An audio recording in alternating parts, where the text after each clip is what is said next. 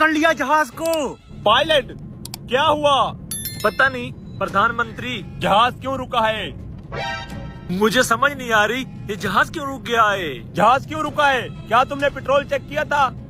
जहाज में पेट्रोल तो बहुत ज्यादा है, ये हमें अमेरिका तक लेके जाएगा। क्या तुम पागल हो पायलट? नीचे जाके चेक करो, लगता है जहाज किसी चीज के साथ अड़ गया है। ठीक है मंत्री साहब, आप शांत हो जाइए, मैं जाके चेक करता हूँ।